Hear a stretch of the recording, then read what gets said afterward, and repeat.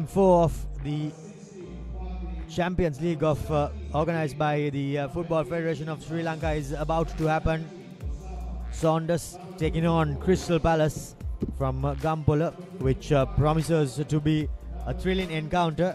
And I have Deshan alongside me in the combox. Deshan, well, the first 3 games, if those were anything to go by, I'm sure we are in for an exciting encounter here at Racecourse. Absolutely, Romario. It's Day 2, Match 4 here at the Champions League, which is the second year of Sri Lanka's football pyramid against 2 stalwarts of Sri Lanka's footballing scene, Crystal Palace FC from my hometown of Gampola, and one of the fallen greats of Sri Lankan football who's going through a little bit of a rough patch, Saunders SC. It's a rainy day here in Colombo today. Cool enough, I think, that will help the players, that the heat is not on the high side. And that wetness on the grass that we can see on the pitch here under these floodlights, Romario, is going to offer the right environment for some quick football with the ball really guiding and gliding on top of the football pitch as well. So an interesting game to come.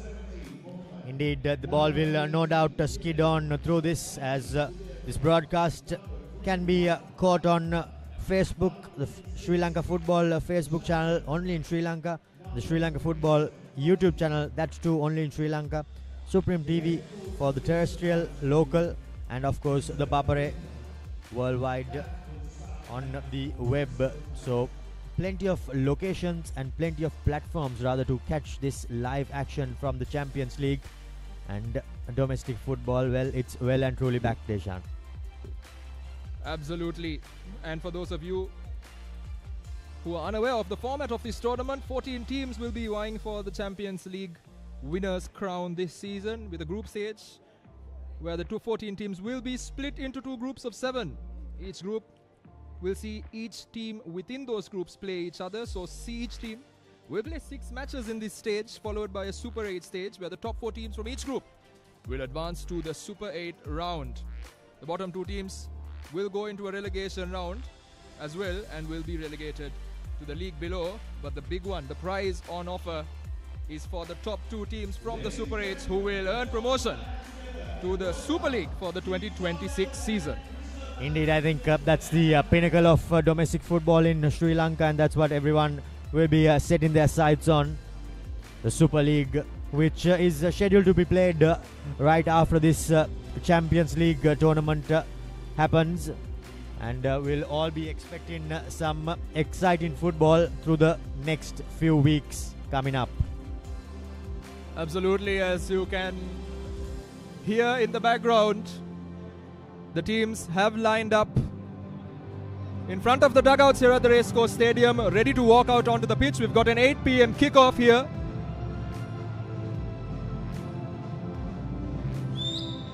As the teams set to follow the FIFA flag and make their way out onto the pitch. The youngsters from the Java Lane Football Academy carrying the FIFA flag, and they will soon be accompanied by the 2 teams making their way out. And there you have referee Sampath Liyana Gunawardena picking up the ball. He's going to be ably assisted today by Lahiru Madhusankar and Indunil Sandakalum, the 2 official assistant referees for this game. And 4th official, Chatura Madhuranga, the match commissioner for today's game, will be our very own Navod Vijay Vikrama. And the teams lined up here, ready to take the pitch. It's a mix of experience and youth for both these sides. Crystal Palace having to make the trip all the way from the central province up in the cold climes of Gampola. And on the other side, Saunders, not too far away, their base. It's going to be an interesting watch. Saunders in their blue strip will be lining up as follows. Priyadarshana well, they'll be lining up in a 4-2-4 formation with Priyadarshana, Nalin, Samira Pereira and Favzan in defense, with the 2 midfielders, Induvara, the skipper, and Abdul Aziz, And the 4 forwards, Dilan, Mufazil, Niresh and Pathum Gimhan will round off the run-on 11 for Saunders with Vimukti Madhuwanta in goal.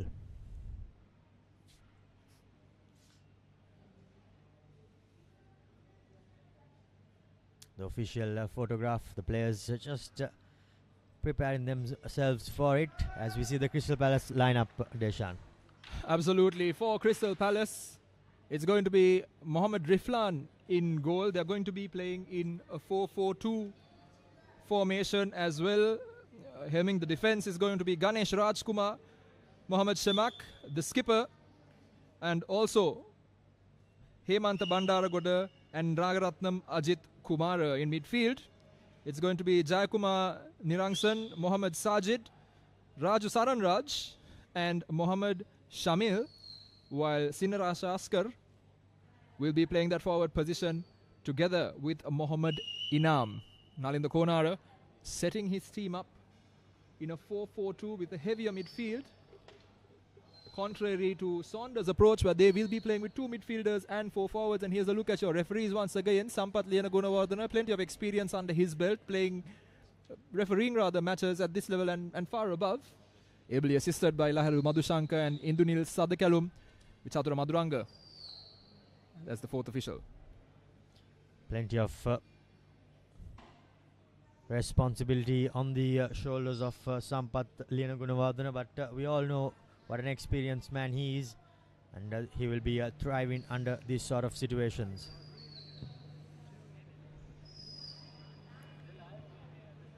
Absolutely. Quite a number of players here on both these sides, particularly for the Saunders team, who have worn the national shirt before, but have found opportunities rather limited since the influx of full-time professional expat players with Sri Lankan origin. So it's not just about getting into the Super League positions for some of these players, the likes of Sundarraj Niresh, who have lit up the highest level of Sri Lankan football in the past, has fallen off the radar a little bit, and this is a fantastic platform that will allow the likes of him, still only 27 or 28 years old, has a couple of years left, to try and make an effort to kind of break into that national setup again. And this, I think, Romario, is very important to have that right feeder system from here in the local football pyramid as well. Yes, indeed, because when these players play alongside the international talent, it will only help the local players increase their level of playing, because if they are to live up, they have to step up and no doubt raise their game. So, like you correctly said, not only the Super League, but international call-ups and whatnot, plenty at stake for these players lining up here. So Saunders will be playing from the left to the right of your screens, while Crystal Palace FC will be playing from right to left in their purple strip. As I was saying earlier, Saunders in a blue strip for this game, which is a departure from their traditional yellow shirt. Synonymous with all the success they've had. They are one of the few Sri Lankan teams that have played at Asian level as well over the years in Asian tournaments. A bit of a fall from grace for them, but still, it's going to be interesting. Sundarraj Niresh, the former St. Peter's striker, leading the line for Saunders in his pink boots. And referee Liana Gunawardena, one final look at his watch.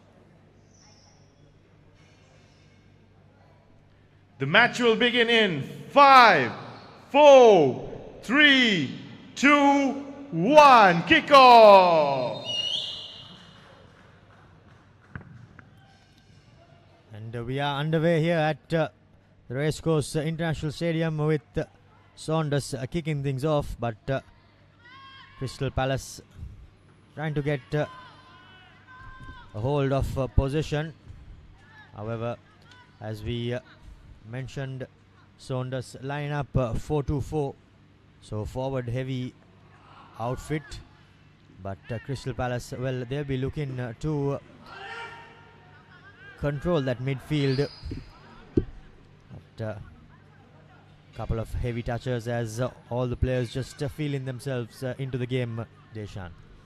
Absolutely, and for Saunders in particular, Indiva Udara, the skipper, stalwart of Saunders football, he's been at the club for a very, very long time. He's going to be a very important player in the middle of the park.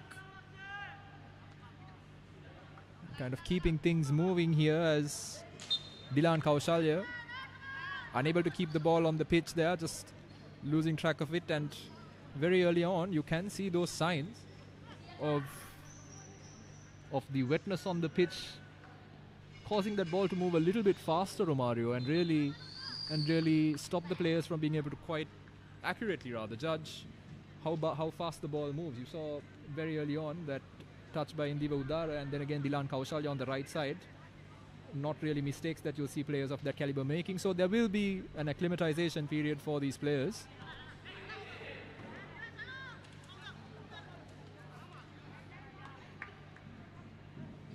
As much as Saunders will be hoping to play a 4 up front, I think the 2 wide men, they will have quite a bit of running to do down the 2 wings, up and down, tracking back and going forward as well to stay in line with their opponents.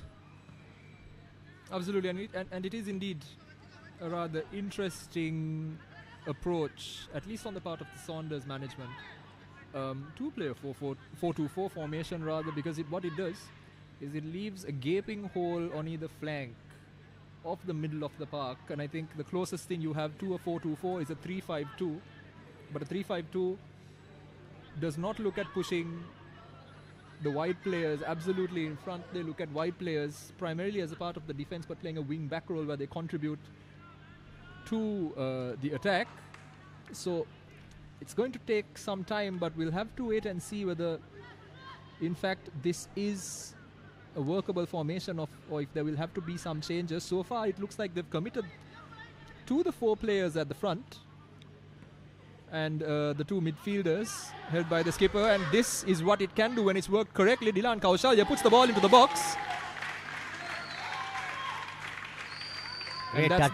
That's the first sign of trouble for Crystal Palace FC, but again, as we were speaking about it, that is the advantage of playing 4-2-4 with 2 players holding up the wings right in front, so that you can spread the ball very quickly to the front of the pitch, and the cross coming in here to the edge of the box, just a bit too much on it. Sundarraj Niresh may be looking for a speculative effort there with the ball to feet, but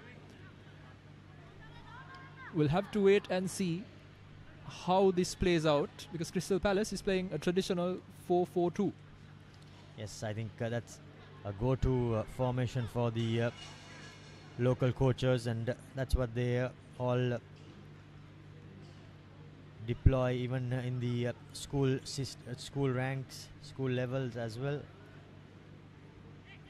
But it'll be interesting to see what sort of control the Crystal Palace players can have in the midfield. It won't be easy. The ball will zip around off the turf, but I think that's where these top level players will look to get their skill going. And thankfully though the rains have ceased, but still there is a bit of wetness on the ground.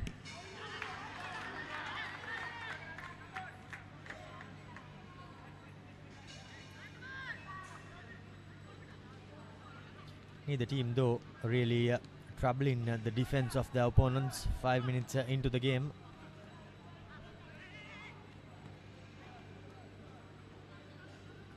Samira Pereira there, again, bags of experience in that most often yellow shirt of this Saunders side, but he's going to have a job to do in that centre-back role. He's got, as I said, bags of experience, and his team will rely on him, and the likes of Udara will take a great deal of confidence from the fact that the likes of Nalim and Samira Pereira sit behind them in that defense as well.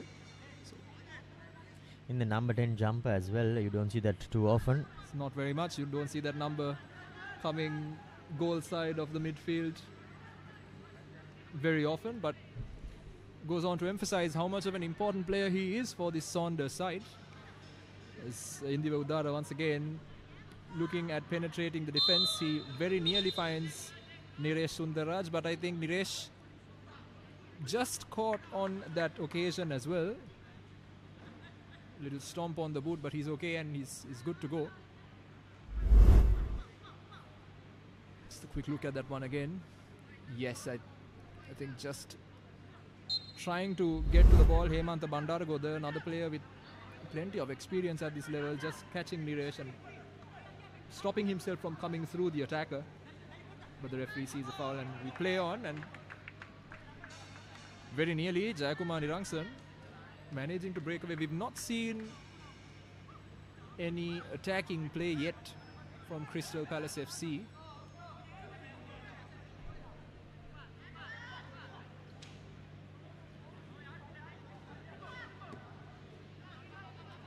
The game has been rather cagey, a little bit of confusion maybe, but nothing doing, and Saunders find the ball back in the arms of Vimukti Madhuwanta, the keeper.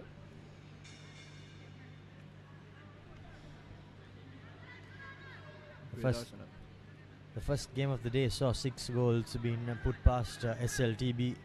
They will not be too pleased with that showing. The opponents scored about 25 seconds into the game, and from then on it was all downhill. But this game, a more balanced and two equally matched teams rather.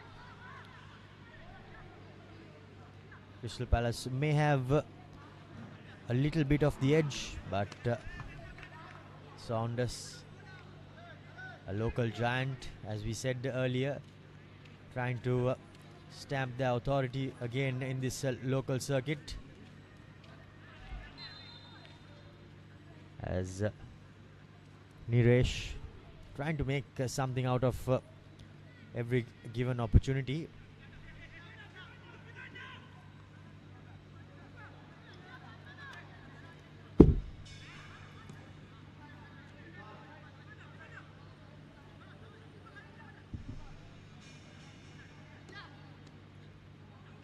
Samir picks out Niresh, but the ball is given back to Samir. A lovely sweep in delivery there to Pathum Gimmana, but just unable to get it under control. But another good delivery coming through for Niresh, but just a bit too much on it, and it goes into the graceful grasp of the keeper, Mohammad Riflan, as we have a look at that replay, Deshan. Absolutely, and Niresh now playing as a striker, but traditionally he's had a lot more joy running towards the goal with ball at feet and really playing as a second striker of sorts. But he seems to be the number one choice for the Saunders management at the very least, to try and break the deadlock. And what he's fantastic at is running into those spaces and bringing it down first touch, and very nearly on that occasion doing the needful and putting Saunders in front. But Riflan there making no mistakes with a very simple catch, really keeper's practice on his part. And now for the first time this game, Crystal Palace playing a bit of their football in the Saunders half. Indiva Udara very nearly giving it away, but nothing doing by Samira Pereira, who gets rid of it, gives the ball straight back. Ganesh Rajkumar down this flank, he manages to look for a pass, and again given away there by Jayakumar Nirangsan. Rajkumar again, no man's land, but cleared by Priyadarsana in the Saunders shirt. It's been very mellow stuff from Mario, and rather cagey with both teams. Not really seeing either side try to force themselves into this game and really stamp their authority. Earlier we saw the Saunders management across the park there by the Crystal Palace players. The ball has trickled out. Shantasiri, the head coach, Jude Karnaratna, the goalkeeper coach for Saunders. They will all be hoping to get off to a good start in this Champions League competition. Their first game, of course, this against Crystal Palace.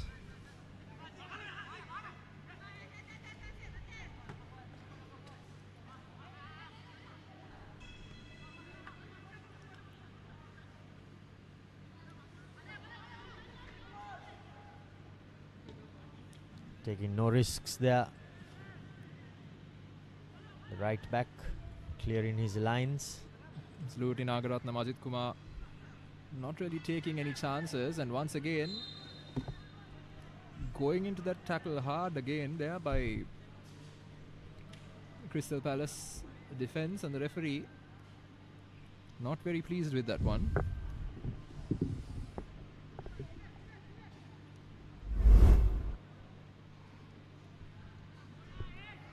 Here's another look at that tackler, Mohammed Shamil, on this occasion. Really taking the attacker off from underneath him.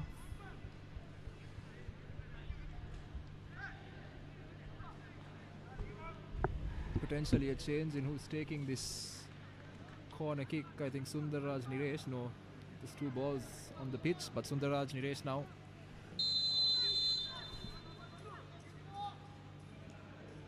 Whips this one in, far post, and very nearly. Good play there by the Saunders attackers, and in particular Dilan Kaushalya with a beautifully weighted header to the center of the box. But unfortunately, Ziad Mufazal in that number 8 shirt unable to really wrap his foot around it, but he should be doing better at this level and getting it on the target at the very least, Romario. Yes, making the goalkeeper work. A good training ground move there, coming off to a certain extent, but just unable to add a finishing touch for Mufazal. So you can say the first real opportunity goes the way of Saunders, but they don't really make anything out of it. But I'm sure there will be plenty more up for grabs as Crystal Palace go on an attack of their own. Gets the ball into that midfield. A good delivery there, but just a bit too much on it. And unfortunately the winger Jayakumar Nirangsan, outstretched leg, unable to really get to that one. But once again now Dilan Kaushalya down this flank. He manages to take the ball. Sundarraj Niresh. Niresh seeing the man on the far side. Beautiful pass from Niresh. Very nearly. And that is what he is able to do. I think there was Nalim on the far side that nearly ran on to that. And as I was saying, Sundarraj Niresh playing that position up front. And Ziad Mufazal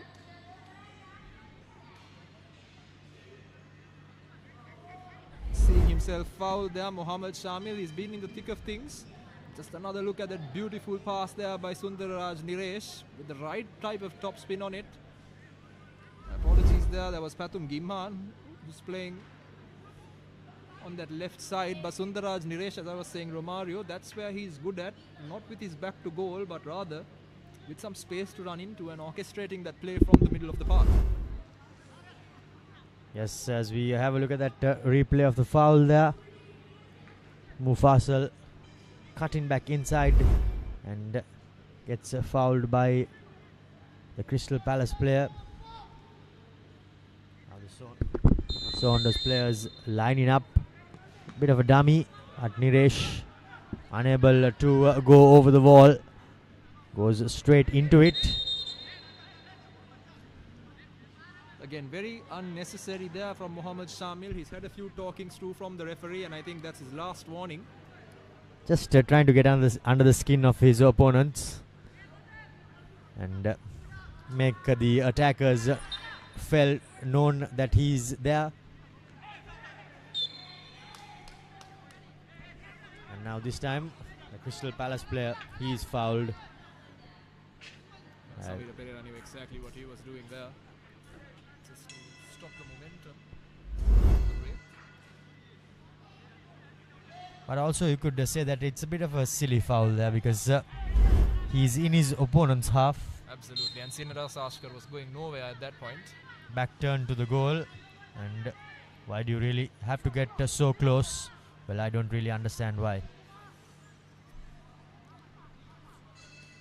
And once again, looking for the break but having to work themselves all the way back again. Priyadarshana. Now Samir Pereira's pass somehow finds its way to Ziad Mufazal. Indiva Udara once again down this left flank now for Saunders SC. Ball goes out of play.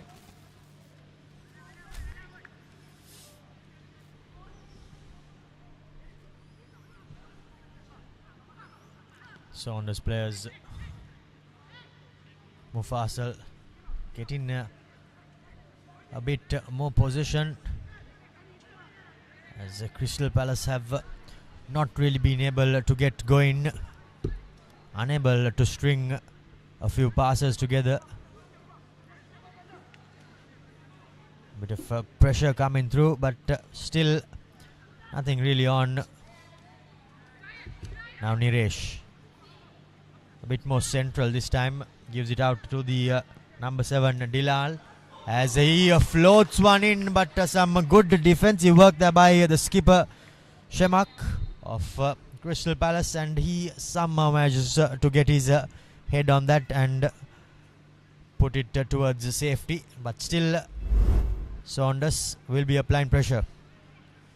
Absolutely, Mohammed Shemak stops an almost certain goal and takes the ball away from the foot of the attacker. And now Crystal Palace with an opportunity to go past Samir Pereira. Is that a professional foul? By the looks of it, it seemed to be so.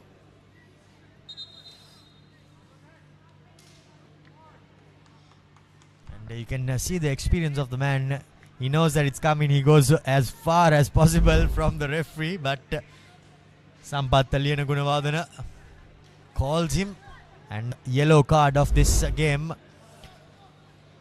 He knew that if he was beaten, his team would have been in quite a bit of a strife. Yellow card for player number 10, Samir. Absolutely, and Saunders Ashkar. Once again, Crystal Palace less than convincing. Immediately that near breakaway opportunity, and Saunders have been the better side.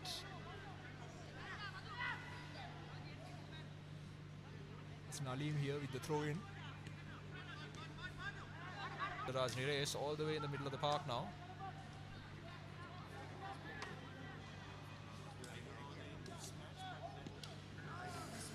Very nearly. Riflan on the edge of it, but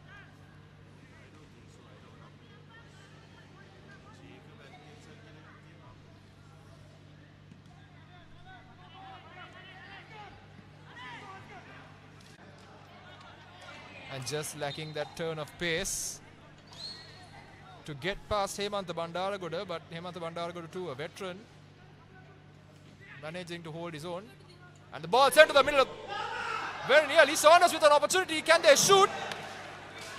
But no, a good pass there by Ziad Mufazal. Abdul Aziz tried to make some space for himself and take a shot away.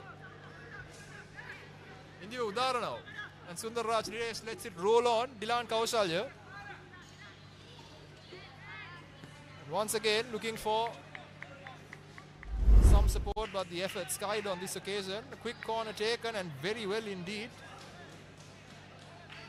Ziad Mufazal sends the ball into the box, and Abdul Aziz just trying to find that space, but the shot blocked. He did really well, did Mufasal, to wriggle his way through, but just unable to find a finish. was Abdul Aziz. Now the game opening up a bit with Saunders stringing a couple of attacks together.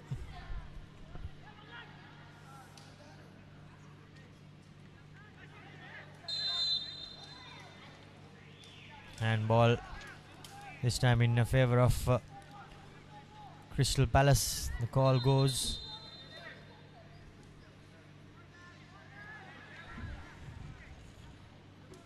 Raju preparing to put some on that ball and put it into that penalty area. Leap's highest shot taken, but not on target. So the first shot for Crystal Palace, just not on target. As Samir Pereira rather, clears his lines. As we have a look at that replay again, rushing onto it was the number 17.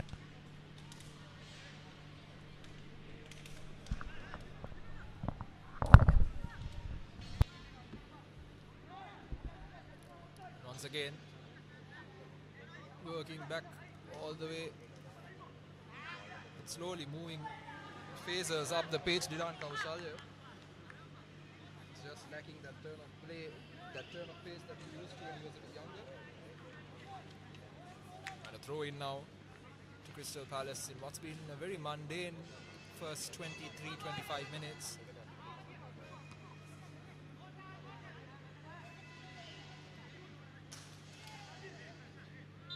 Again, referee decides that Abdul Aziz has in fact fouled his mark. President of the Football Federation of Sri Lanka, just a rumor.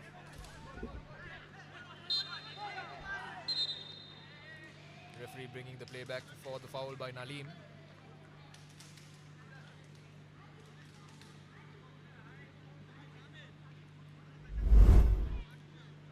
"25 minutes in, Romario, what are your thoughts on the game?" It's all been rather mundane. Both teams still not really finding their voice.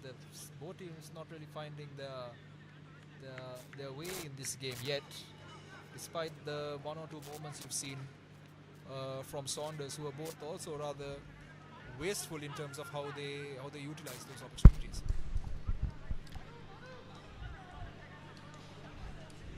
No player of either team really just taking the game by the scruff of its neck. Everyone just letting things flow. Hemant floats it in to the box. The second ball has been collected by Crystal Palace, but some good pressure coming in. However, the referee says that there was a foul on Ajit Kumar. Hemant floated it up. Second ball was collected by Ajit Kumar, but Fauzan, I think it was more the skill of Ajit Kumar to buy the free kick off the referee rather than any real foul there. Absolutely, I think Ajit Kumar on the turn, following his skill move to get away from the defender, using his balance a little bit and selling it to the referee more than anything else.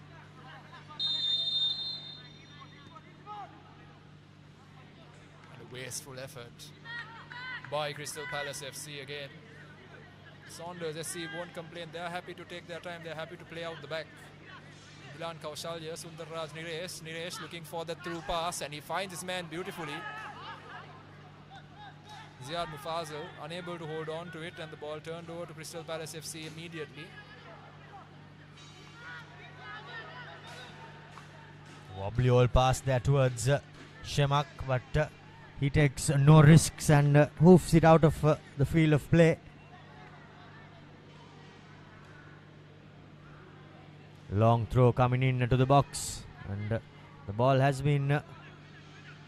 fallen to the feet of Niresh, but just off target there by the Saunders player. Play there, Malik with that long pass. I think many people assumed that Ziad Mufazal was offside with Indigo Udara taking that shot. But the referee's flag stayed down on that occasion, catching everyone off guard. And here's an opportunity now. Saunders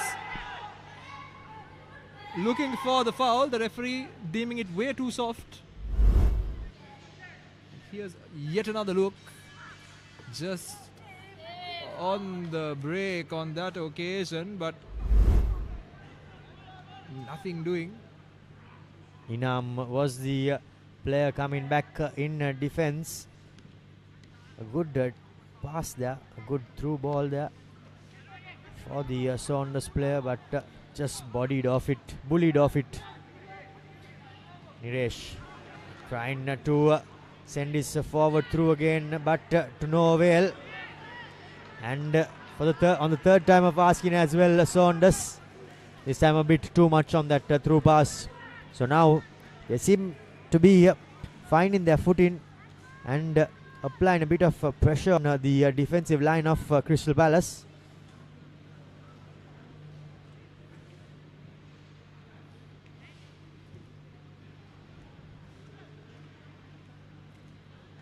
Ajit Kumar takes the throw in. Did really well to somehow get his foot to the ball, did the Crystal Palace player, but just went out of touch. Indura Udara in the center of field. Now another lovely through pass coming, and the clearance, well, that goes haywire, and the fourth corner for Saunders. Another chance for Sundarraj Niresh to toss the ball towards that penalty spot and give his tall timber an opportunity to get their head on the ball. However, Crystal Palace somehow managed to clear their lines. Now they're forward holding things up, and Hemant Bandara but gives it out to back. A diagonal pass coming in, trying to go down the far touch line are the Saunders the Crystal Palace players rather. However, just loses his touch does Ajit Kumar. The game coming to life as half an hour has gone in the game. Pass picked off, but just loses his balance there. Now Dilan, back to Dilan, trying to get that cross in, still holding it up, and the cross to his opponents. Both teams now just getting a bit of momentum and trying to step on the accelerator and catch their opponents off guard. Did really well to hold up the play there, but just that pass lacking. Absolutely right, Romario. I think both teams slowly waking up to the opportunities in this game. Dilan Kaushalya, a lot of the good things Saunders SC have done have come down this right flank. Both Dilan Kaushalya and Sundarraj Niresh, when he's dropping down from that position up top, really finding some joy in opening up the defense.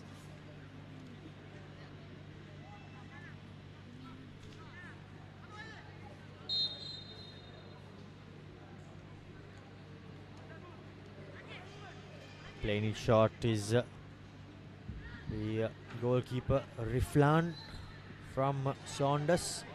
However, over the top now, an opportunity, but the linesman, the assistant referee, flags offside.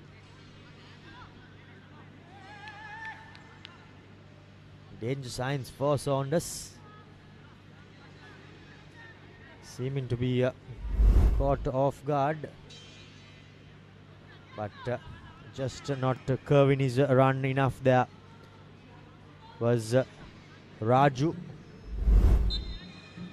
And I think a lot of that comes as well, Romario, from the fact that Saunders do have to play a relatively high line in terms of the back four, because that midfield is only 2 people.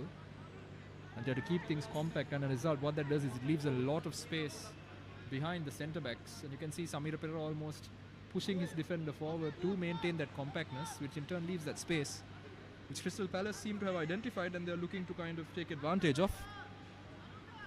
As Indio Udara swings the ball in front here, and a great opportunity.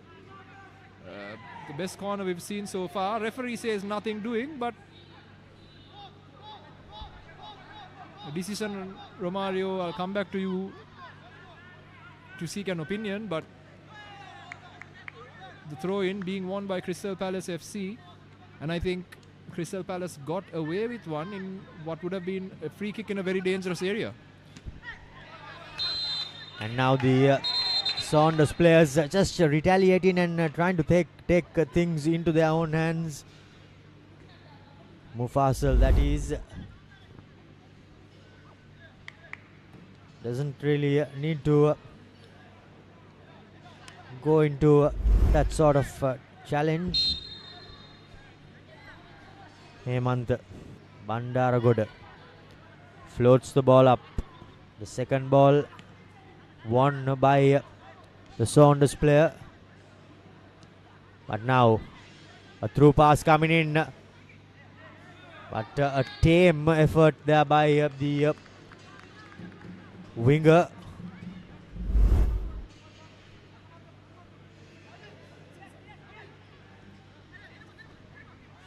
And for those of you watching at home, that's the absolute opposite of how you should hit the ball when in that kind of position. Romario, of course, with his coaching experience, having learned his trade in the Iberian Peninsula. Romario, how would you hit that one?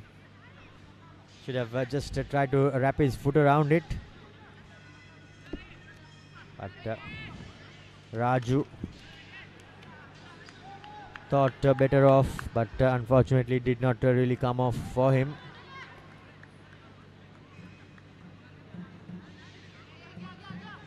Fans coming in to watch their teams perform. The Saunders faithful in their yellow outfit, even though their team is in blue. And we also have a few fans coming in all the way from the central province to support Crystal Palace.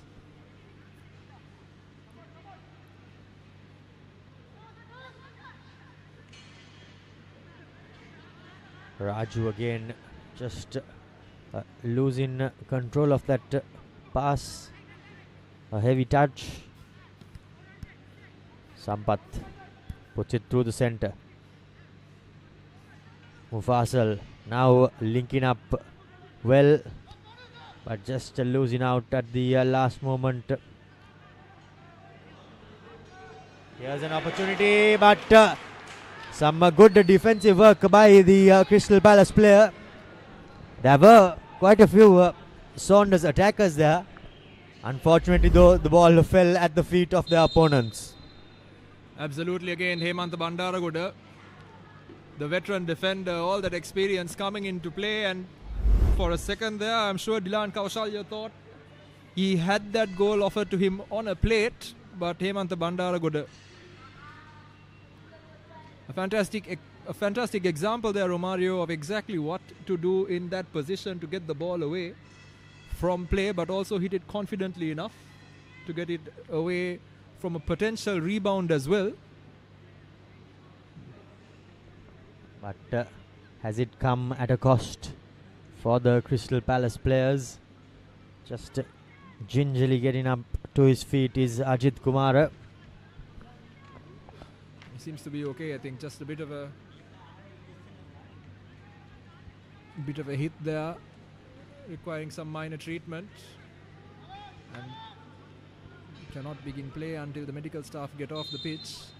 Referee finally blowing the whistle. Now Saunders again. They've been knocking on that door, and on this occasion a wasteful pass on the far side, but Saunders SC have been knocking on that door, and they have been creating chances, the most effective of which you just saw there a moment ago. And that is what they can do. They've got these nimble-footed forwards playing in those front positions. They've overloaded the front of the pitch as well with 4 attackers, and in particular the likes of Sundar Raj, Niresh, Abdul Aziz. And here we go, yet another wave of attack and a shot! Blocked, but here we go, and a second opportunity. Fantastic save from the referee.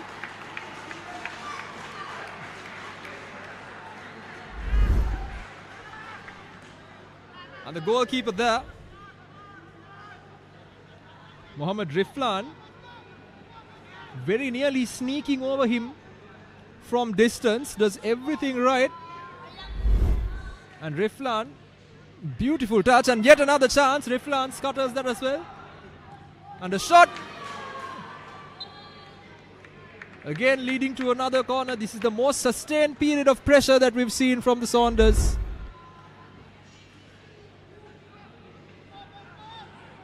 Coming off the defender this time, as the referee points at the corner, and yet another opportunity now.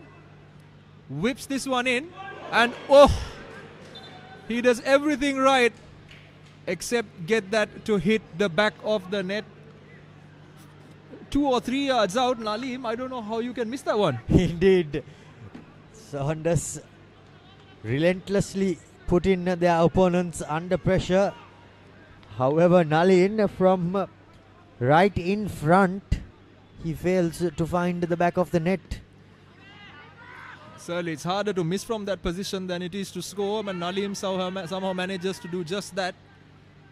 And that would have been a fantastic way to cap off that period of sustained pressure that we saw. But I think Riflan, the Crystal Palace goalkeeper, will be pleased that there was not too much damage done there. Niresh trying to get a lucky deflection. Here's the first goal. No, it isn't. Bandaragoda cutting it back. Bandaragoda goes again. But this time around, the linesman's flag goes up, flagging the Saunders players offside. That was the shot early on. The keeper was beaten, all ends up for the shot just to strike the upright, the woodwork rather, and go away. But now, by the looks of it, Mohammad Riflan, he seems to be in a bit of a strife. Absolutely, Crystal Palace hanging on by the skin of their teeth, the upright and Bandaragoda in that defense. Saunders doing everything right except finding the back of the net. And it almost feels, given the nature of this game, that similar to the earlier game today, we are 1 goal away from opening the floodgates. Just a little touch there, and the keeper would have been beaten, all ends up. But Riflan, when he extended to make that save, I think that's where he would have done himself a bit of damage. 40 minutes into the game.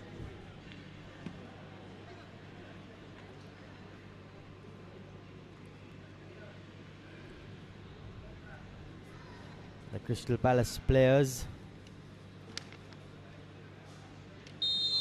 hanging on by the greatest difficulty.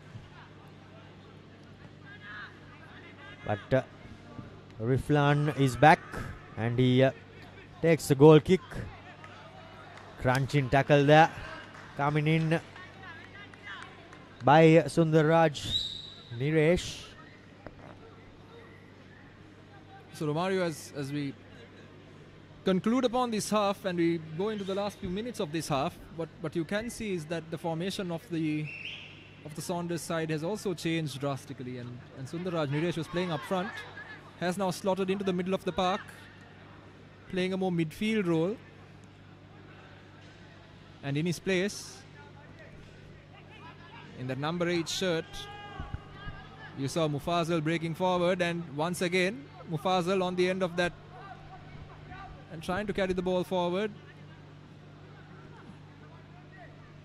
He's really commanding that front line. Mufazal again loses the ball, unfortunately, and Crystal Palace FC trying to set it free. Samira Pereira beaten. Here's an opportunity now, and an opportunity for a shot. The tackle comes in, and the referee has pointed at the spot. And here's the first opportunity for Crystal Palace, and it seems to be coming off the spot. Absolutely. Samira Pereira on a yellow card, and Sinarasa Ashkar in that number 24 shirt. He has been a real pain, a thorn in Samira Pereira's back as well. And as you can see, just getting past him, Samira Pereira definitely does foul him. Ashkar takes a second to really feel the contact, but that's what good football is all about, to understand when to go down and when to stay up, and Ashkar doing the right thing. Indeed, and also you saw he got himself in between the ball and the man, and he was just waiting for that contact to go down. And as he no sooner he felt that contact of Samira, Ashkar took advantage and went down. Also, we should not forget that Samira is on a yellow card. So, thankfully for him and Saunders, the referee has not decided to go to his pocket. But if that had happened, I think they would have been in quite a bit of strife. However, an opportunity. Absolutely. Mohamed Shemak stepping up to take the penalty for his team, but Samira Pereira, I think that was a fair decision just to award the penalty without a card there, Romario, given the nature of the foul. Sampath Gunawardena blows his whistle. Shemak steps up and he makes no mistake, sending the keeper the wrong way. And against the run of play, Crystal Palace FC have silenced the stadium. Crystal Palace, jersey number 14, Mohamed Shemak. And Mohamed Shemak making no mistake, putting Crystal Palace in front. And suddenly, the team talk going into the half-time interval for both coaches has changed substantially. Drastically indeed it has. The skipper for Crystal Palace taking the responsibility of the spot kick and making no mistake, sending the keeper the wrong way. And now Crystal Palace, well, as you said, the halftime talk will change drastically because they have managed to register the first goal.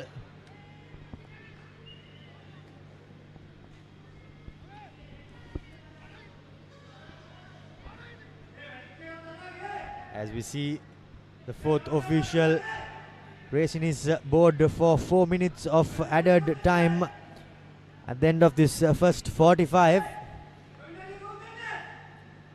And now the Saunders faithful just getting a bit vocal here. The referee does call for some technical assistance for the play on that far side.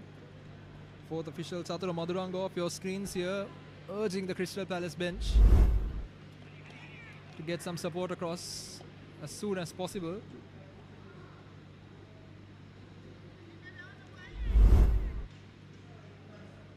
And I think it is, or it looks like a bout of cramp and a very sportsmanly gesture on the part of Abdul Aziz, who's helping out there as well.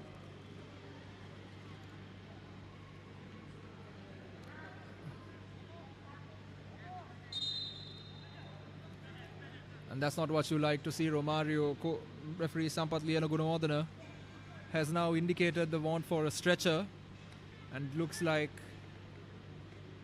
that's that really, if a stretcher has to be pulled in. At the looks of it, the player on the floor has seemingly done himself quite a bit of damage, more than what we thought first off.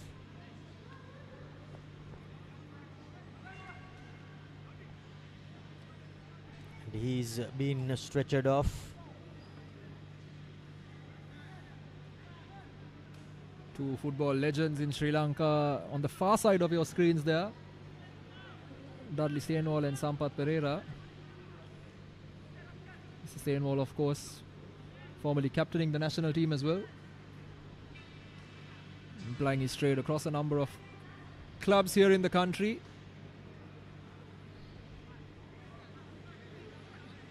And that's that. Crystal Palace now need to look at making a substitution. But I think before that they will have to defend this free kick with a man light. Hemant clearing his lines again. He has been A rock at the back, hasn't he, Romario? Hemanta Bandaragoda, despite his years, he's really been commanding that defense. He's the reason that Crystal Palace have remained in the game, and now they are in front, looking for something speculative. And here's a fantastic opportunity for Dilan. A save, and finally, making no mistake, Saunders SC have broken the deadlock with Priyadarshana, the defender, coming in and turning that one home.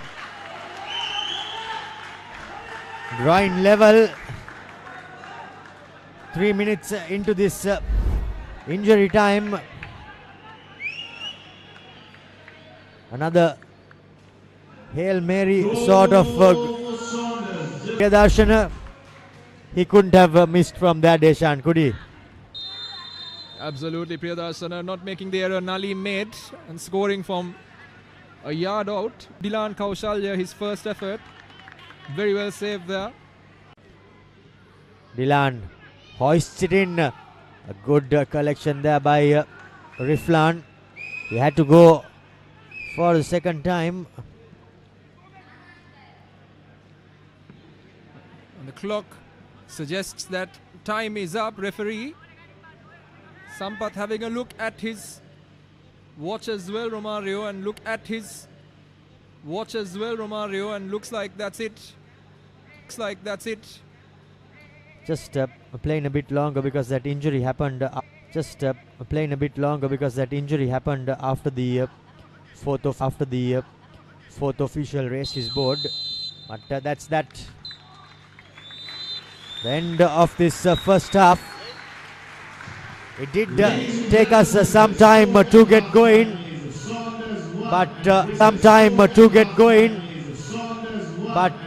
Crystal Palace scored the opener off the spot through Shemak, and then Priyadarshana from defense came up and scored for Saunders to level things here at the Racecourse International Stadium.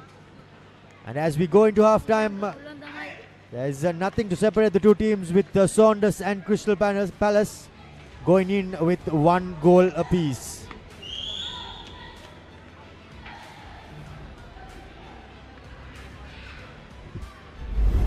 We have a look at the highlights of that first half. Took both teams a bit of time to get going, but it was Saunders who had the lion's share of opportunities. They missed from extremely close range, and as the half was drawing to an end, they had chance after chance, but Crystal Palace somehow managed to hang on. Samir was booked for that challenge. Mufazal thought he had set up his teammate Abdul Aziz, but then the Crystal Palace players found their feet. They found themselves getting a chance or two of their own.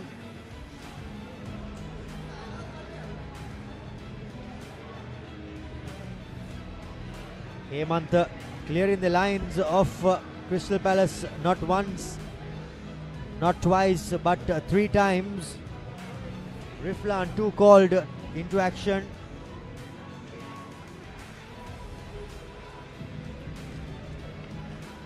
Niresh thought he had assisted his team, but then this happened. Samir fouled the Crystal Palace player, and then stepped up skipper Shemak to find the back of the net off the spot. Another good save from Riflan, but it was not good enough, as Priyadarshan from close range knocked the ball into the back of the net, and that saw us going into half time with nothing to separate the two teams. 1-1. Coming back in as a change is being made for Crystal Palace.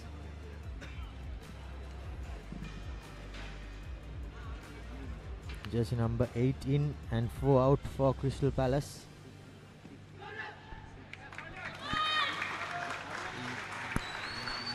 Madhusanka Liyanage, beg your pardon, jersey number 18 coming in for 4.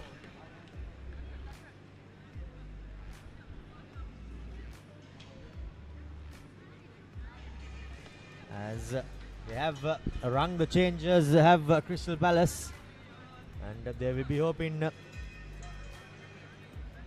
to make an impact. Jersey number 18 will replace jersey number 4. Saunders, well, they are just opting to for the same players to continue, as Crystal Palace gets us underway in this second half. A lucky ricochet, ball kept in the field of play, but a massive tackle coming in by skipper Shemak. But it's clean. Gets the ball and as much of his opponent. But now Riflan, this time around, he clears his lines rather than opting to play from the back. As I have Deshan with me in the commentary box, continuing for this second half. Deshan, Saunders, they seem to be just stepping on the accelerator, and we all know that the first 5 minutes before halftime and halftime are crucial, and Saunders are hoping that they can make something out of it. Absolutely, Romario. An absolutely crucial period post the halftime interval, and Saunders will be looking forward to taking advantage of the momentum that they had built coming into this halftime interval. Of course, they took advantage of the extra man they had following that injury in defence for Crystal Palace to turn home a goal. Crystal Palace, to their credit, have not been very loud with the complaints about that, and they've played on their game and now find themselves 1-1 at the turn of the half. Sundarraj Niresh again dropping back into that midfield position that he really morphed into in the first half as well, leaving that position up front behind. And as we were speaking earlier about the halftime discussions, it's going to be interesting to see what pans out over the second half, as we have a corner as a result of a Crystal Palace attack, and Romario, looks like the instructions to both the teams from the coaches, both in terms of Shantasiri for the Saunders side and Nalinda Konara for Crystal Palace, have been to really get at it as the team stepped out in this second half. Indeed, trying to catch their opponents napping early on in this second half. Raju applying a bit too much whip on that. So, Saunders legend Sumit Walpola looks on. This time around, it's the Saunders player who makes a mistake. Sumit Walpola, of course, not just a legend at Saunders, but a legend of the game here in Sri Lanka as well. He's devoted his entire life to the game we love and continues to do so despite his advancing years. And it's men of his nature that have continued to support the growth of football in this country, as the referee blows for an infringement there on the far side. Saunders once again with a free kick, an opportunity now for Samir Pereira. Don't forget he's on a yellow card and he did concede a penalty as the cross comes in. Again a wasteful effort, but Samir Pereira, the senior statesman in that Saunders defence, living on the edge.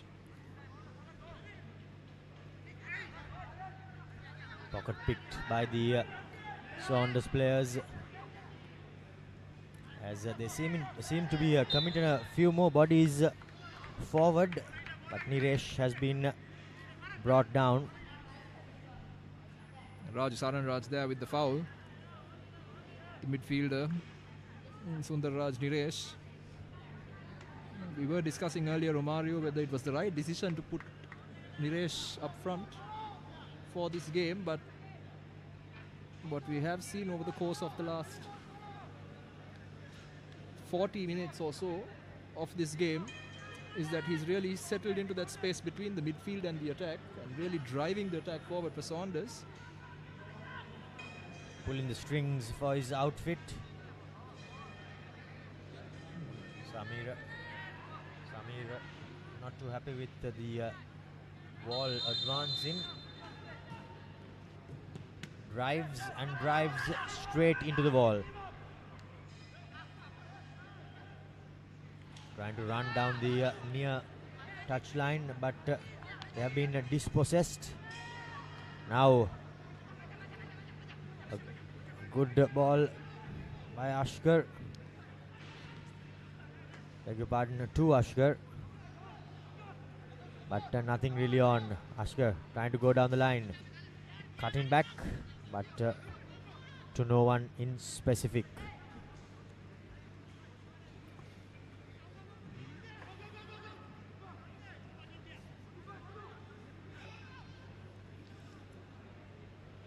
Waiting for that ball to work its way out of play. Nalim there takes a risk, and here we go. Crystal Palace with an opportunity to send the ball in, but not getting it on target.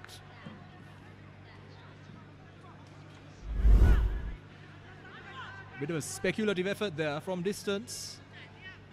Never really going to trouble the keeper, but the one advantage you do have with some of these strikes, given the condition of the pitch, is that it is indeed a wet turf, so the ball can skid off as a late tackle, but the referee sees nothing worth calling a foul for there, as ball once again makes its way off the pitch for a goal kick. And again, after an initial burst of energy, Romario, both teams again seems to be settling in, and this is rather similar to what we saw in the first half of the game as well.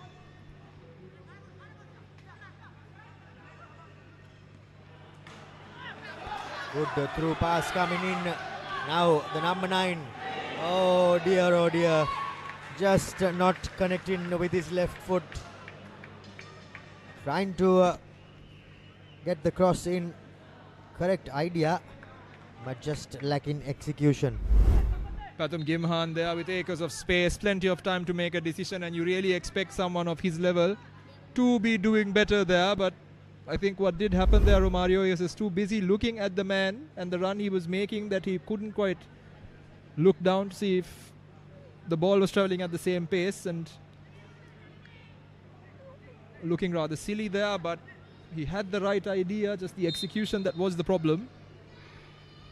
His right foot just knocking the ball early on before his left foot could have connected.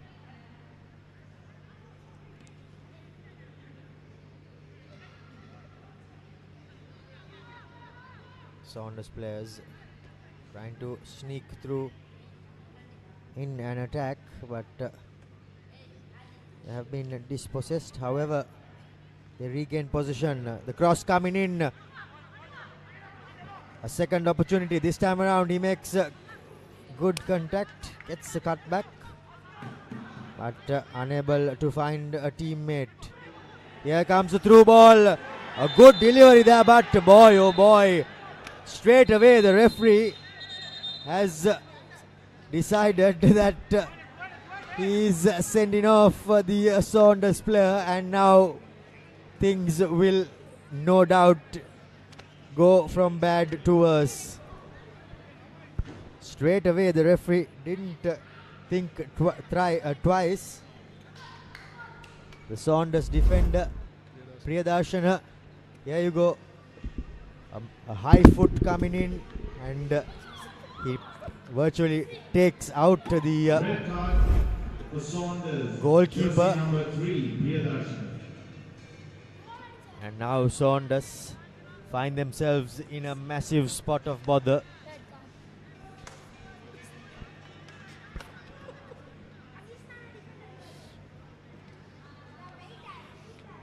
Absolutely unnecessary there from Priyadarshana. That play going nowhere, and what a wasteful, cynical way to really get a booking. Nearly a karate kick of sorts. Kicking out at Mohammad Riflan, both his feet in the air. I don't quite understand what he was planning to achieve. Although the connection wasn't quite as bad as one may assume it could have been. You can't blame Riflan for making the most of it, given that it was just a ridiculous way to give up a foul.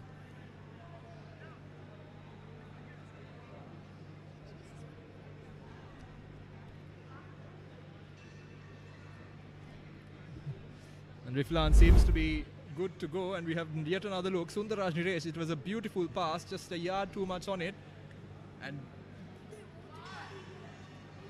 both his feet were in the air at one point, with that right foot really leading at a substantial height, but just an unnecessary foul on the part of the number 3, Priyadarshana, and he's left his team with a far more difficult job than necessary in winning the 3 points here. Don't forget the score is still 1-1, and now what that means, Saunders in that 4-2-4 formation now need to decide on how they're going to realign that defense and what that means for the attack as well. Also, incidentally, it's the goal scorer who finds himself receiving his marching orders for Saunders.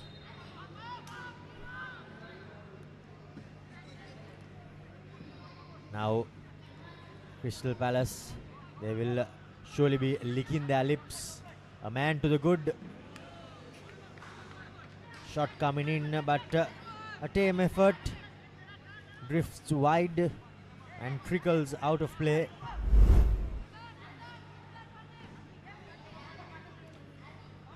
Ziad Mufazal trying to make the most of that one, and a good effort by Abdul Aziz to try to keep it in play.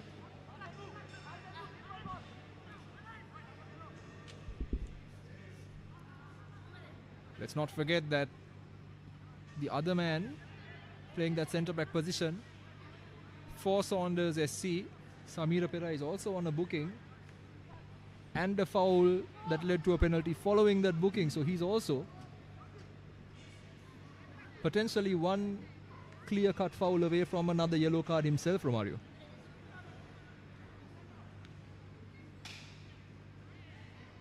And their defense is being stretched now for Saunders.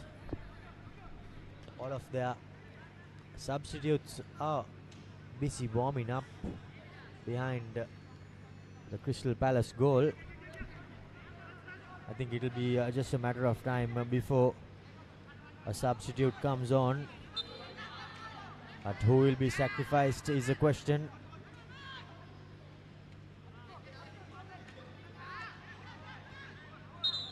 Just a bit too much there by Askar. He's been a real thorn in the Saunders side. Oscar, him and Samir Pereira in particular have had a fantastic battle over the course of this game. And there's bags of energy in those feet.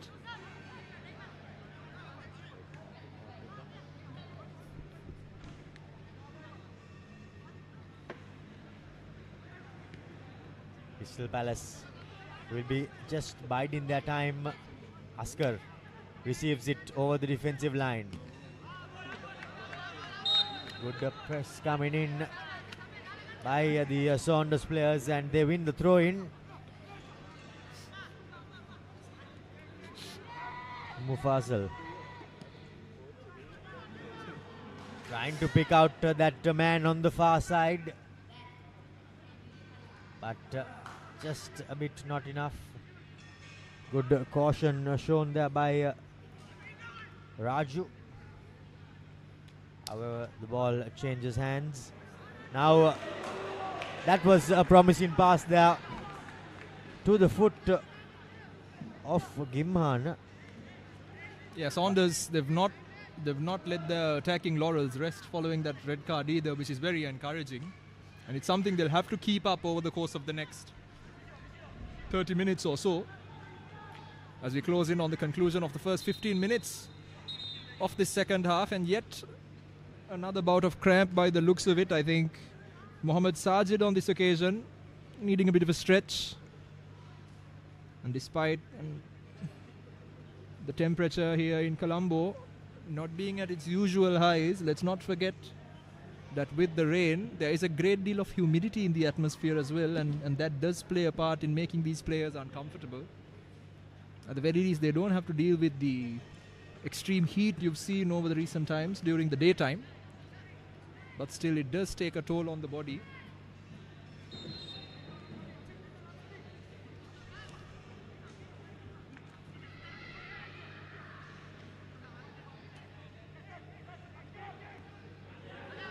And a beautiful pass yet again for Saunders, very nearly, and it's a fantastic touch there by Gimhan. And a good opportunity now. Mufasal trying to make something of it. His pass going wayward.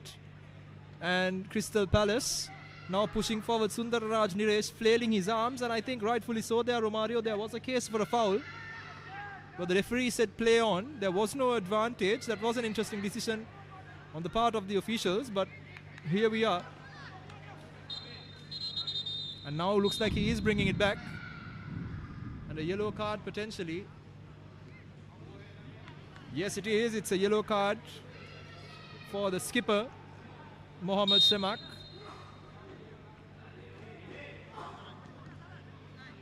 He himself again a goal scorer. And now both the key centre-backs for both these teams on cautions.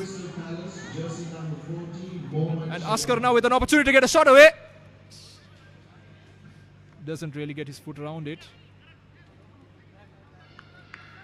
And the chance goes begging for Crystal Palace.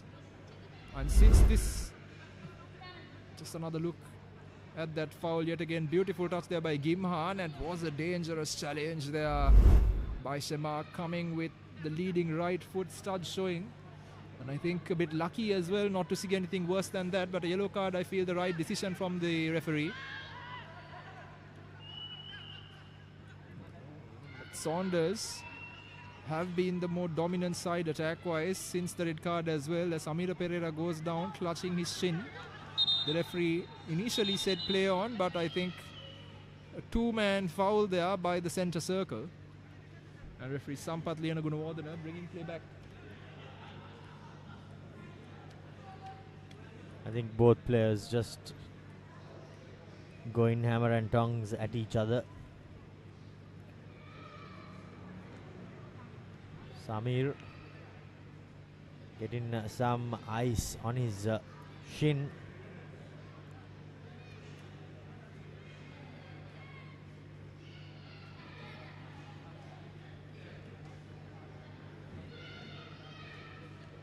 Saunders chasing the game. Even though they are level on the scoreboard, they are man light.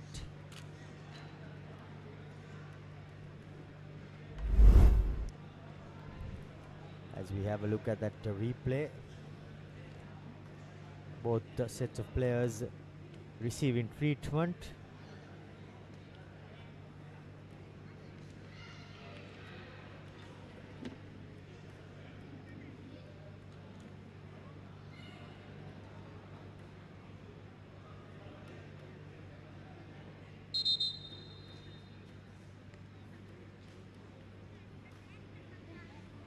And a yellow card comes in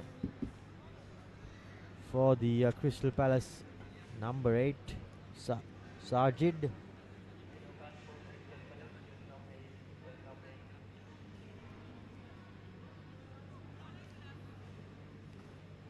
Drop ball to restart play.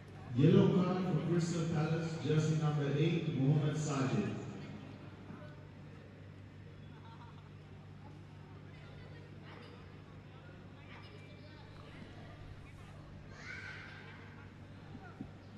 Both sets of players seen the funny side to that. Through pass coming in. Askar trying to step on the gas. But well done by the keeper. Vimukti Madhuwanta for Saunders.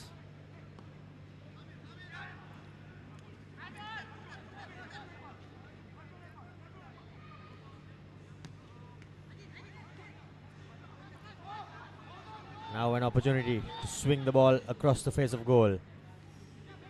But just as I say that, into the graceful grasp of Madhuwanta goes the ball.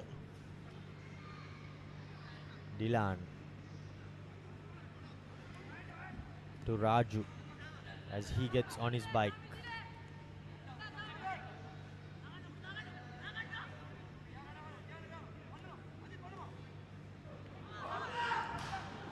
A lovely back heel coming in, and here's, oh dear, why did he do that?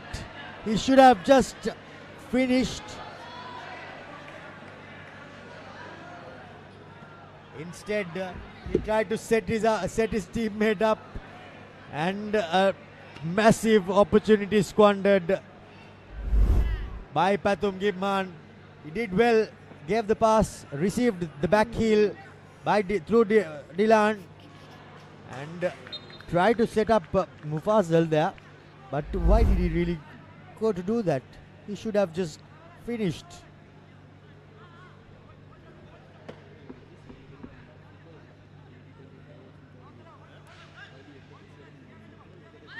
Now Crystal Palace getting a second lease of life.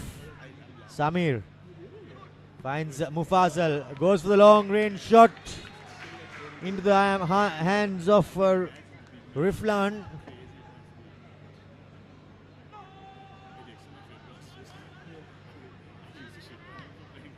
All the Saunders faithful just questioning that decision. Asghar fighting a lone battle there up front for Crystal Palace. Yet again, having a bit of chasing to do. But he fouls his opponent, does Asghar. Got his body in the way. Did Fawzan. And to Saunders' credit, I think Coach Santhasiri has made sure that the team is able to hold their shape the best possible way, despite that red card, and Sundarraj Niresh, they are losing the ball. But again, I think what is evident is the levels of energy shown by the Colombo side has been fantastic, even following the red card just there, and as the referee calls for another infringement. It's a very light one there by the man in the number 18 shirt, the substitute Madhusanka Liyanage. But what I was saying, Romario, is just even we saw a few phases ago Sundarraj Niresh picking the ball up off the centre backs and just cruising past the midfielders for Crystal Palace, and that should not be happening. And once again, sent through on goal here. Does fantastically well to keep the ball there. Indiva Udara with an opportunity to send the cross in. Here's a chance! Riflan gets it away, and finally Sundarraj Niresh Gets a shot away, but a rather tame one. And I beg your pardon. In fact, it was indeed Sundarraj Niresh there that took the shot away. And Indi Udara showing immense hunger and getting a bit of fortune for the effort he put in. And a beautiful cross coming in from that left flank. Sundarraj Niresh again, the bounce just not quite playing to his strengths. And we have yet another hold of play, this time Nagaratnam Majid Kumara for Crystal Palace. We've had quite a few Crystal Palace players going down with bouts of cramp over the course of this game. With their training and with a lot of their pre-preparation work happening up in the hill country, in the cooler climes of Gampala, it is a bit of a different ball game when you do have to play here at sea level in more humid environments as well. Yes, and for better or for worse, I think Romario Racecourse does remain Sri Lanka's pinnacle in terms of football grounds as well, and it is a rather expansive pitch, so not very easy for a lot of these lads who don't really train in the same conditions.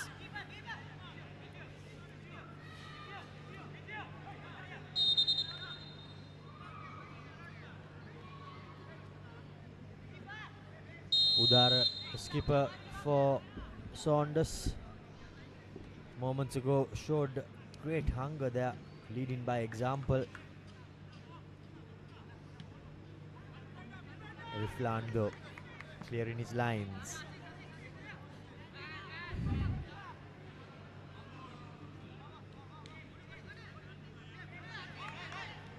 Inam applying a bit of pressure, a bit too much, but the ball trickled out of play.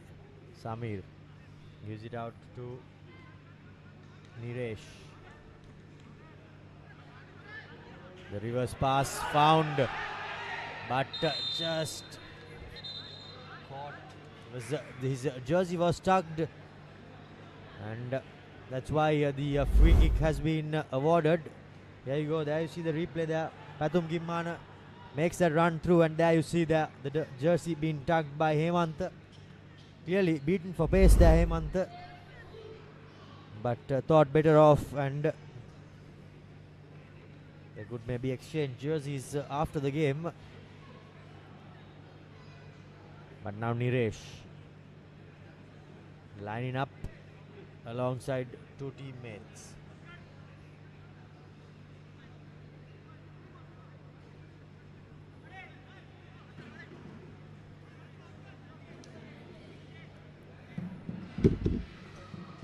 And a fantastic opportunity, Sundarraj Niresh, who I had the opportunity of knowing since the time I was 17, which unfortunately was 11 years ago. This is the area he loves, his free kicks.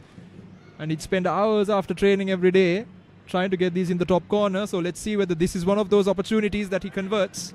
And if he does, what a story for Saunders, who despite a red card has remained the better team today.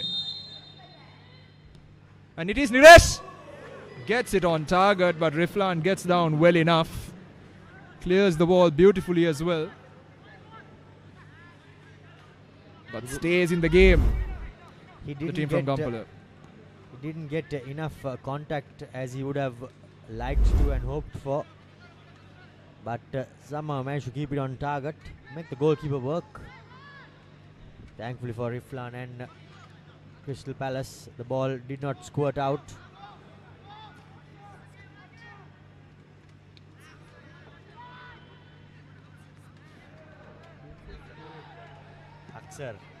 Askar rather, beg your pardon. The ball back again with the Saunders players. Trying to pick a pass. They have to do something special to unlock this defense, but a no-look pass from the number 11. The skipper. Cross coming in. Off the upright, off the woodwork. Zafar Muzail again, very nearly converting that cross into a shot and catching Riflan off guard. Samir Pereira making no mistakes at the back there. Here's another look at that one. That cross coming in. Riflan letting it go almost and not really worrying about that at all. Sneaking in very nearly at the upright, that 90-degree angle there. But Saunders knocking on that door. Seemed to have foxed Riflan there as he was wondering what to do. Left it alone, but thankfully for him, the woodwork got in the way. Back again to the skipper, Udara, driving at his opponent, getting the cross away. A good diagonal pass, chested down. Still the ball with the Saunders players, but the final pass lacking. Hemant. Just running out of ideas there, the Saunders attackers, but again that energy really coming through. Winning that second ball. Here's an opportunity to get a shot away. It doesn't. Crystal Palace all over the place as they manage to get the ball away to Ashkar. Now here is an opportunity. Mohammad Inam working it forward again, trying to look for Ashkar. Cheap giveaway of possession. Sundarraj Niresh also giving it away cheaply. And a wasteful pass there. You know, Ashkar has been running his socks off, Substitution for and you Crystal throw a Palace. pass like that in front of him, and what do you expect? Will be replaced by jersey number 27, Mohammad Pardees. Changes coming in as Crystal Palace are now looking to press and get that winner. They are a man to the good. Samir doesn't really find his target. Hemant, well, in fact that's Shamil clearing his lines. Here's a substitute, running. Oh boy, the pass was on. Ashkar did make a good run, but just did not thread the needle, did the substitute. Favi's throw by Raju. Ashkar doing the holding up work. Back to Ashkar, gets the cross in. Open play, gets the shot on target, but the defender gets in the way for Saunders. Another opportunity goes begging for Crystal Palace, but now they seem to be pressing. Samir with nothing really on, twists, turns and clears his lines. He does. Puts a bit of safety in between the play, and now it's time for the Saunders goalkeeper to take a breather.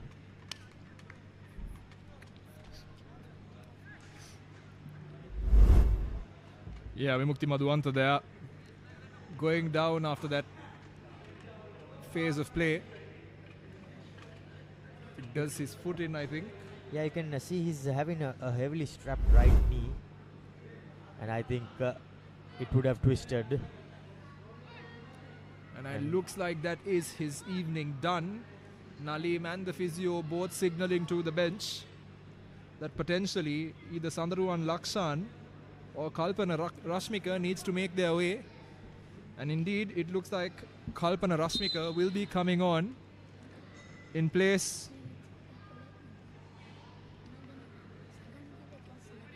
of Vimukti Madhuanta. Substitution for Saunders.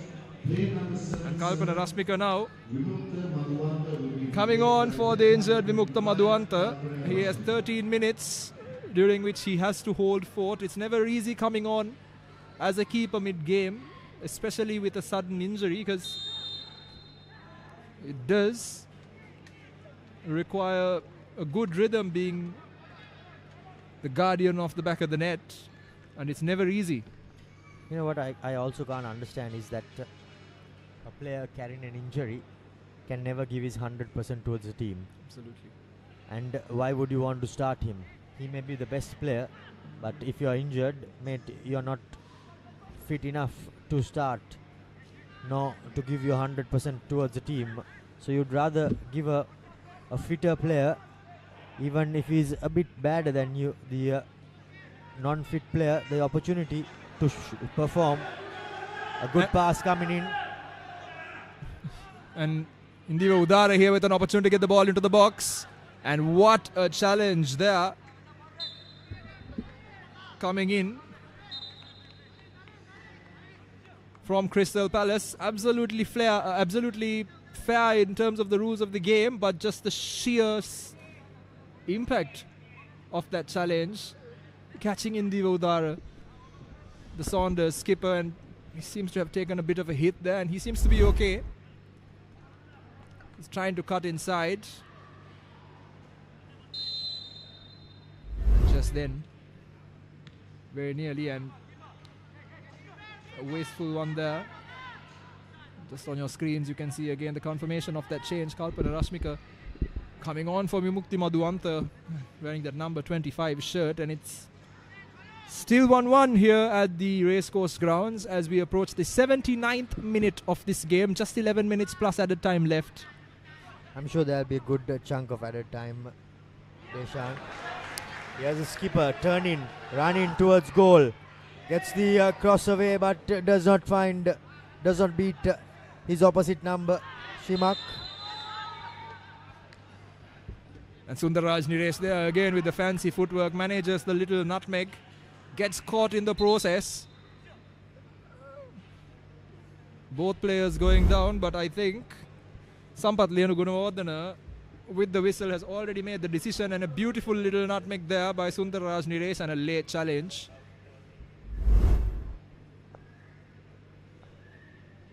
And in the number 29 shirt, Nagaratna Majid Kumara set to receive a yellow card now.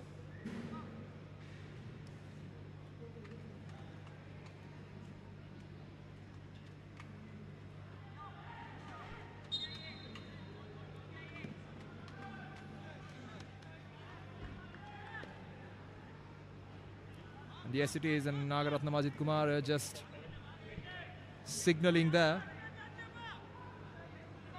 to Sundarraj Niresh, just a mark of his apology there, and that's always nice to see in a high stakes game like this, as the referee now sets the boundary for this defensive wall. As Crystal Palace have some work to do to stop this shot now. Samira Pereira loves taking these shots from distance, and here's another chance for him, another bite at the cherry. But Indiva Udara takes this one. Here's an opportunity, goes straight at the keeper, and no mistakes made on the part of Mohammad Riflan there.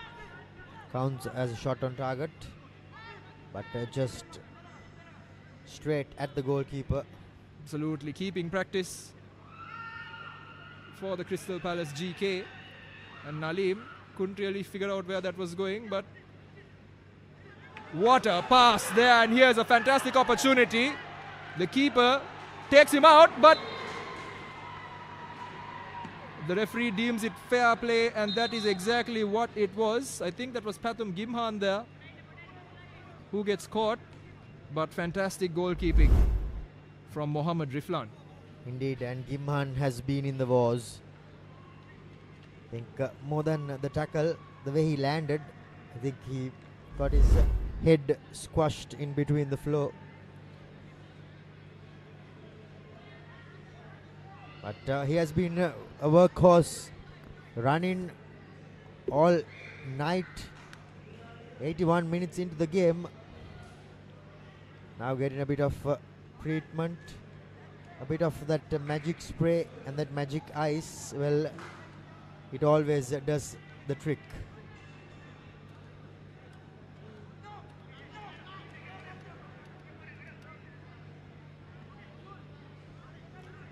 As Gimhan goes off the field of play, a corner. Just 3 Saunders attackers in the box, with Niresh on the edge of the D. Comes to Niresh. He goes for the speculative shot, just off target. But credit should go to Saunders.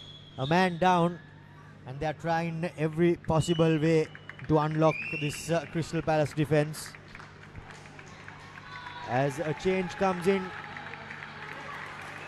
Jacob Atkinson running on. Jacob Atkinson coming on in place of Dylan Kaushalya, so some youth to replace some experience. Atkinson coming fresh out of Sri Lanka's school structure.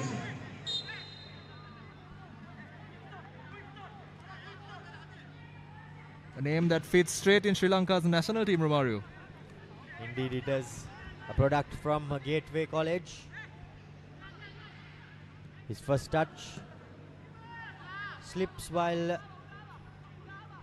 getting it, but the ball has been kept in by Indivara Udara. Here's Mufasal. Now Niresh gets the shot in away, but yet again another team effort.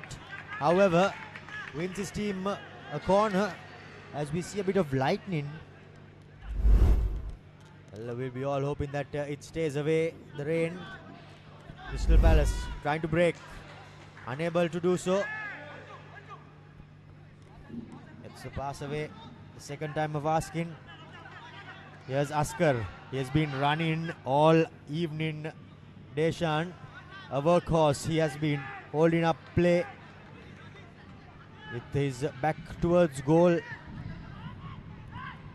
As the thunder increases, now Atkinson makes the run down the far wing. Beats the first man. Tries to get that offload away. Was that a handball? Well, question mark. Boy, oh boy. Was that a handball? Two questions there for referee Sampath to answer. The first handball after Atkinson beautifully puts the ball into the box after rolling his foot over the first touch there, and secondly, that foul was the attacker caught out on the edge of the box. So far, referee Sampath has decided nothing doing in terms of both, and by the first look of it, it looked like it touched that hand just as the defender was running towards the goal, makes a sudden turn to face the ball and nicks his hand by the looks of it for us from the commentary box. But if the referee does not go back to have a look at it, he is indeed very, very lucky. Indeed he is. Here you see that replay. Well, just before that rather. Atkinson giving away the foul, but he did everything right, did Jacob. Found the arm of the player. If we can have a replay of that penalty shout.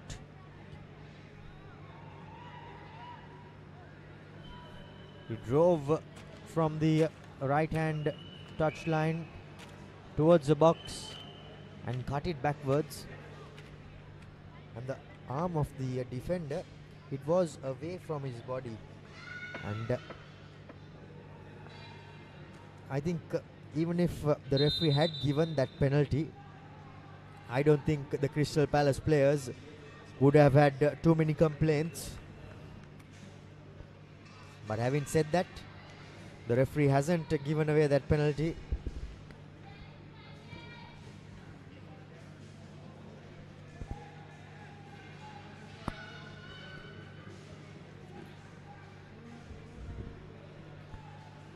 Crystal Palace still living to fight in this game. Even though Saunders have been down a player, it doesn't really show on the field of play, as Crystal Palace have not been able to string 3 to 4 passers. Ball hoofed into the field, into the penalty box rather. Player held back, but another good delivery.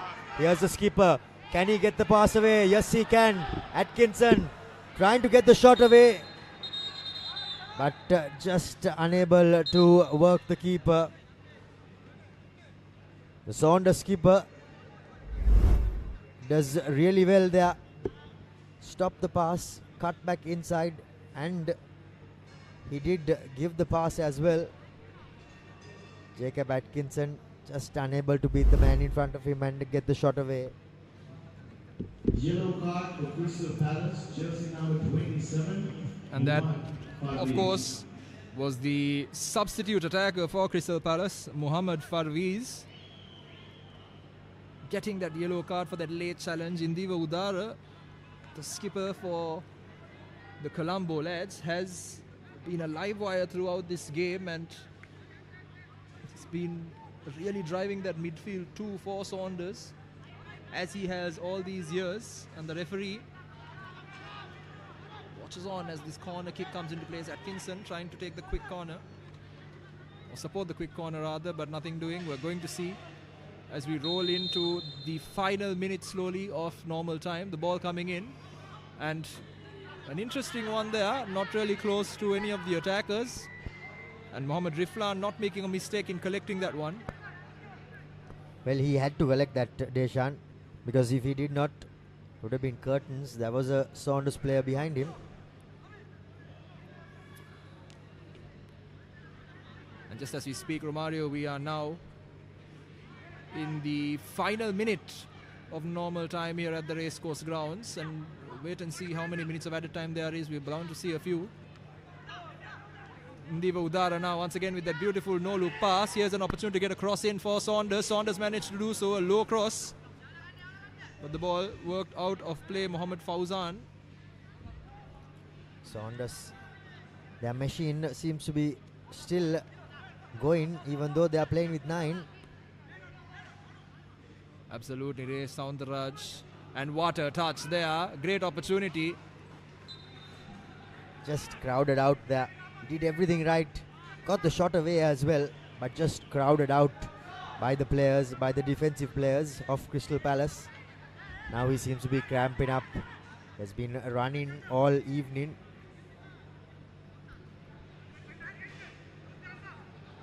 Still, his right foot, his right calf rather, no good. And just off your screens, there we go, 8 minutes of added time, so plenty of time to make a dent in the scoreline for either side, and it's looked only like Saunders in terms of the team that will score. And as you can see, just another man hitting the deck. You see a little more than 8 minutes. Just trying to have a look at who that is. Yes, that is Pathum Gimhan. Fair play. He has been running his socks off over the course of the game. Needs to leave the pitch before he can come back on to the pitch. There we go. Indiva Udara swings it in. Here's an opportunity, and very nearly Atkinson does get his head on it, but just not enough purchase to generate enough power. And Riflan looks like he's having a bit of discomfort, walking away gingerly into the left-hand corner of the goal.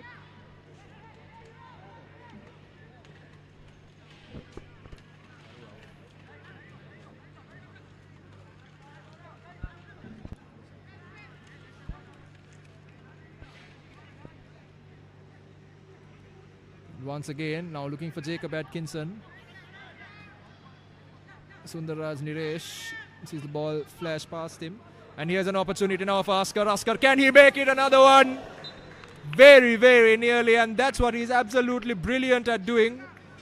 Once again, that battle between Samira Pereira and Askar. Nearly seeing Askar score a goal. He just couldn't see that effort be worked to the goal. A beautiful cross there. And on the other side, meanwhile, Indiva Udara sends the ball inside, intercepted again by Bandaragoda, and his secondary effort to clear it going out of bounds. So a corner for Saunders SC. Still pressing. About 6 minutes.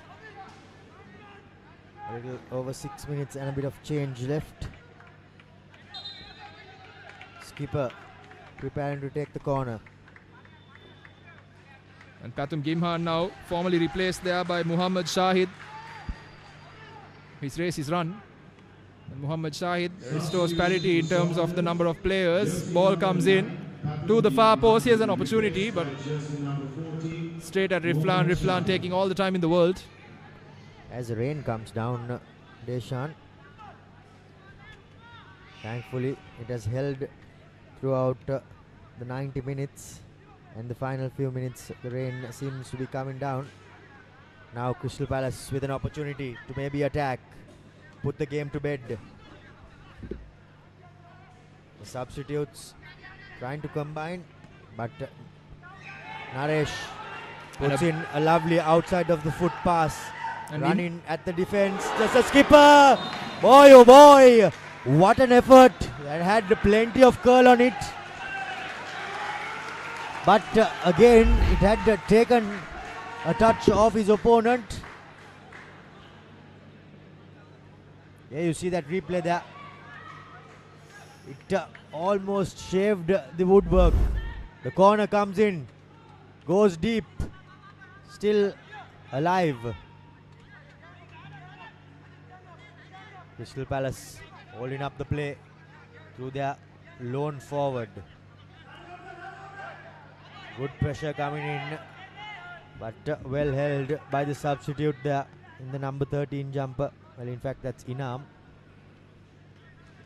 Tossing it over to Askar. And Nalim very nearly giving it away there to Askar, but rescuing matters. And here we have once again India Udara trying something speculative. Venomous ball coming in and cleared there by the Crystal Palace defense, and I think another substitution on the cards as well while we see the stoppage for injuries. Crystal Palace have seen a number of stoppages over the course of this game. The Nagaratna Majid Kumar saying he does not want treatment, but since you've had to get the physio on the pitch, it automatically requires that he leaves the pitch first before being allowed back on. Yes, also you can see these players playing competitive football after a while, and that is clearly having a toll on their body. Absolutely, absolutely. It's never easy playing 90 minutes at this intensity, which is why consistency in terms of the scheduling, particularly from an administration point, is so important to condition the players the right way.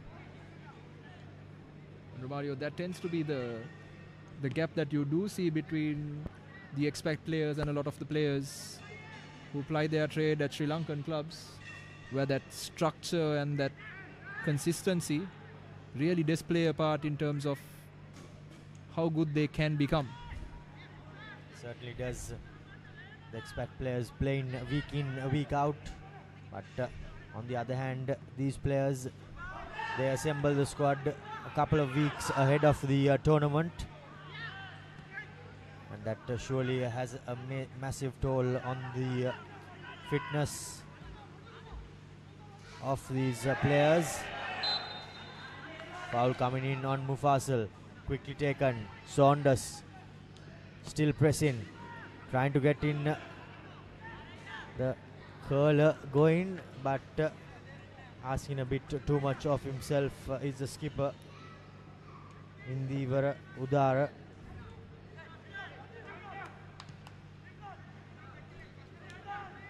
The goal kick, Askar chasing with his head turn to goal.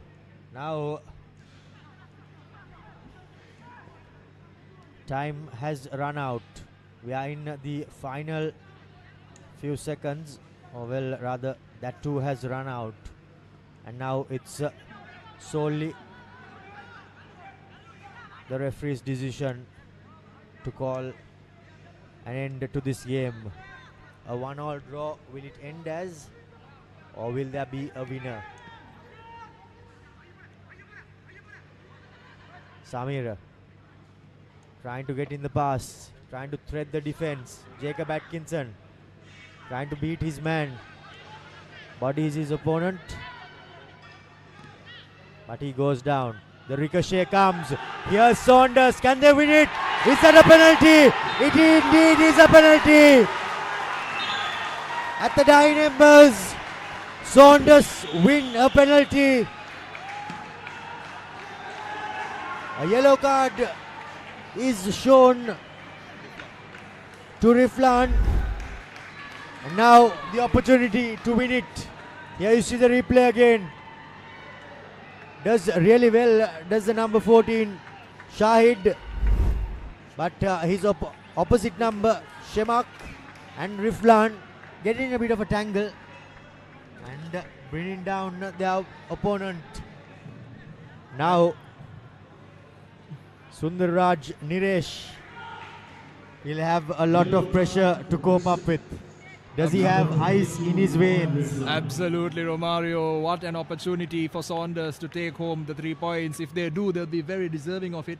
And Sundarraj Niresh has been in the middle of every good thing they've done so far this game. He has an opportunity to put the icing on the cake this evening. As the rain pours on this Colombo skyline, Riflan has done very little wrong, but neither has the man standing opposite him. An opportunity to put this to bed. Niresh! That's it! Saunders take home the points in the dying seconds of this game. It's hard to say it's an undeserved result. And Sundarraj Niresh, the deserving goal scorer. You do feel for the keeper. I think looking at it from up here, you could argue that the keeper got there second, and in fact it was skipper Shemak who conceded the foul. Here's another look at that penalty. Sundarraj Niresh won't mind. He stepped up and he's done his job. Too good to miss out is Niresh. After Saunders went a man down, they have fought, they have soldiered on. Now Crystal Palace, they will not have too much time left. There goes the full-time whistle. Saunders end the game 2-1, and with it back 3 points. It was Crystal Palace who opened the scorers in the first half through skipper Shamak through off a penalty. Priyadarshana, he drew level in the first half, but in the second half Priyadarshana saw red for a karate kick on Riflan. From then on it has been all Saunders.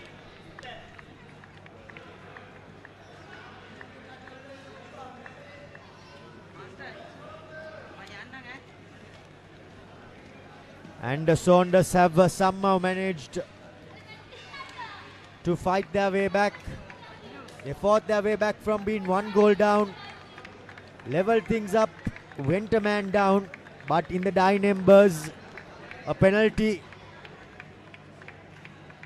by Sundarraj Niresh means that they end the game as victors 2-1, and that brings us to an end of Game 4 in the Football Federation Champions League 2025-2026 tournament.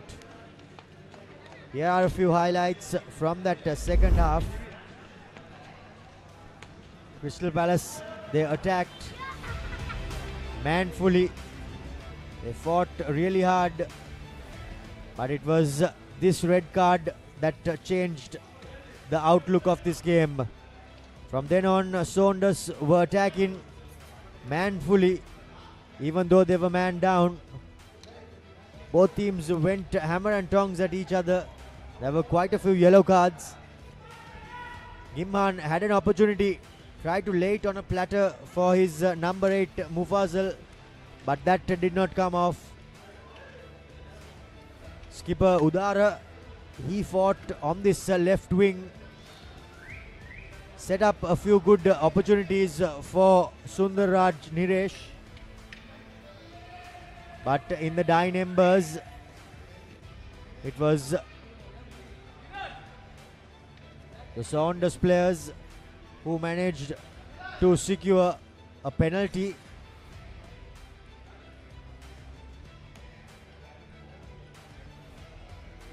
Pathum Gimhan, he did fight extremely hard. So did Indivara Udara. But Crystal Palace, they did not give up. Neither did Askar, the lone warrior up front for Crystal Palace.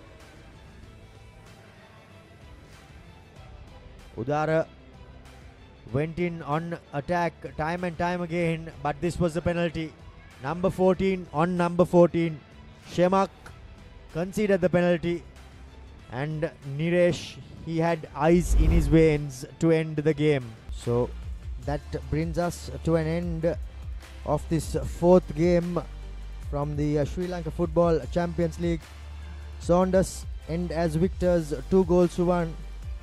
And until we meet you tomorrow, I'm Romario De Silva signing off alongside Deshan and our technical and production crew. It's thank you, goodbye and good night.